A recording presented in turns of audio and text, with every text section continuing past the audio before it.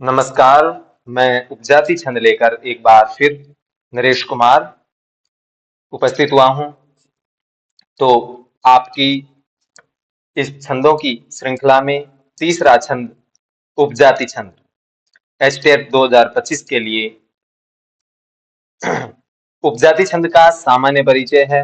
उपजाति छंदस्य प्रत्येक चरणे एकादश अक्षराणि भवन्ति, अर्थात उपजाति छंद के प्रत्येक चरण में 11 अक्षर ही होते हैं, जैसे इंद्र वज्रा में होते हैं। चतुर्षु चरणेषु संपूर्ण 11 गुणा में 4 अर्थात 44 अक्षर होते हैं। कई बार कुल वर्ण भी पूछ लेते हैं। ठीक है। अयम छंदः इंद्र उपेंद्र वज्रा छंदयोः मेलनम अस्ति, अर्थात ये छंद है उपजाति, ये इंद्र वज्रा और उपेंद्र वज्रा दोनों छंदों का मेल है। ठीक है।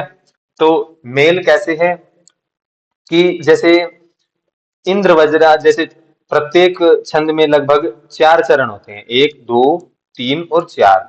यदि पहला चरण इंद्र वज्रा का है तो दूसरा, तीसरा और चौथा ये उपेंद्र वज्रा के होंगे। यदि दूसरा चरण इंद्र वज्रा का है तो पहला, तीसरा, चौथा उपेंद्र वज्रा के होंगे। ऐसे एक चरण किसी और का, एक चरण किसी और का, यानी इन दोनों छंदों के मिलन से उपजाति छंद मिल बनता है। ठीक है। ये 14 प्रकार का बन जाता है लगभग। ठीक है। तो यहाँ भी हम पढ़ेंगे इसका लक्षण के बाद हम इसको पढ़ेंगे। ठीक है। लक्षण के बाद हम इसके बारे में देखेंगे भी कितने प्रकार का होता है।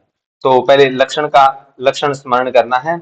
अनंतरोदीरित लक्ष्म भाजौ पादौ यदीयावुपजातयस्ताम् अनन्तरोदीरितलक्ष्मभाजौ पादौ यदीयावुपजातयस्ताः।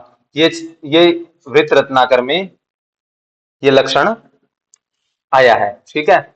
और अन्य कई कई जगह एक और लक्षण आया है। ठीक है। ये है उपेंद्र वज्रा पद संगतानि यदिंद्र वज्रा चरणेन योगम। कई जगह यहाँ चरणेन योगम और कई जगह है चरणानि च स्युः, ऐसे बराबर यही। तदोपजाति कथिता कवीन्द्रै भेदा भवन्ति ह चतुर्दशास्याः। तो इस प्रकार से इंद्र वज्रा और उपेंद्र वज्रा मिल करके, जब इंद्र वज्रा का उपेंद्र वज्रा के साथ योग होता है तब उपजाति छंद कवीन्द्रई, कवि लोगों ने कथिता कहा है। भेदाः भवन्ति, इसके भेद होते हैं चतुर्दशास्याः, यानी इसके चतुर्दश 14 भेद माने गए हैं। कैसे 14 भेद कि मान लो पहला चरण इंद्र वज्रा का है, दूसरा उपेंद्र वज्रा का है, तीसरा इंद्र वज्रा का है, चौथा उपेंद्र वज्रा का है। और कई बार एक चरण होता है इंद्र वज्रा का, 3 चरण उपेंद्र वज्रा के। कई बार एक चरण उपेंद्र वज्रा का, 3 चरण इंद्र वज्रा के। तो इस प्रकार से ये 14 प्रकार का होता है। और जो मात्राओं की गणना है वो केवल इंद्र वज्रा और उपेंद्र वज्रा के समान ही है। ठीक है। इंद्र वज्रा में पहला अक्षर है वो लघु होता है और उपेंद्र वज्रा में पहला अक्षर गुरु होता है, क्योंकि इंद्र बड़ा भाई है उपेंद्र का। ठीक है।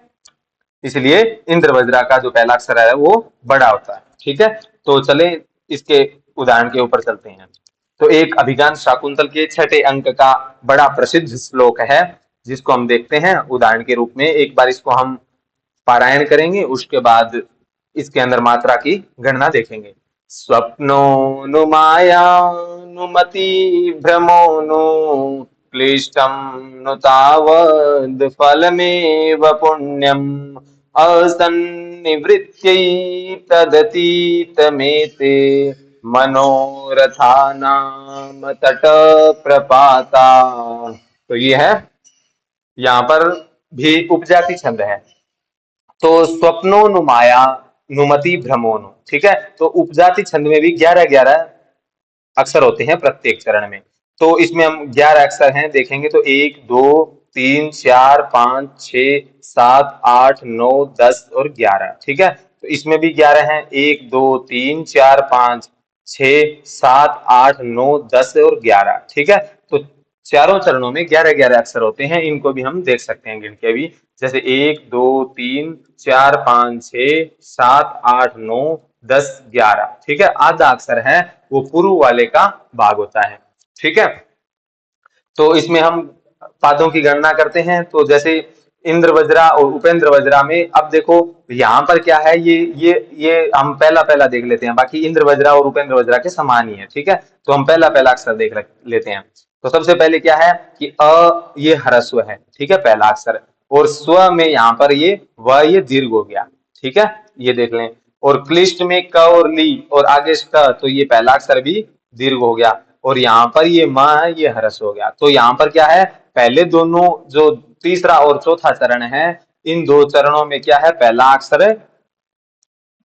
लघु है, और पहले और दूसरे चरण में जो पहला अक्षर है वो दीर्घ है। यानी ये तो है उपेंद्र वज्रा के, ये नीचे वाले तीसरा और चौथा ये है दोनों उपेंद्र वज्रा के, और पहला और दूसरा है ये इंद्र वज्रा के चरण है। ठीक है, तो इस प्रकार से हम इनको देख सकते हैं। ठीक है, और इनमें कोई फर्क नहीं है, केवल यहाँ पर पहले अक्षर में फेरबदल है। ठीक है, और उपेंद्र वज्रा इंद्र वज्रा भी बिल्कुल सेम है। इंद्र वज्रा का पहला अक्षर होता है वो दीर्घ होता है, और उपेंद्र वज्रा का जो पहला अक्षर होता है वो ह्रस्व होता है। ठीक है, तो जैसे यहाँ मैंने लिखा है, अत्र प्रारंभ द्वौ पादयोः इंद्र वज्रा छंद एवं अंतिम द्वौ पादयोः उपेंद्र वज्रा छंद, अतः अत्र उपजाति छंद उच्यते। ठीक है, तो जहाँ पहले और दूसरे चरण में इंद्र वज्रा छंद है और अंतिम दो पादों में उपेंद्र वज्रा छंद है, इसीलिए यहाँ पर पादांत में यति भी है। ठीक है, तो इस प्रकार से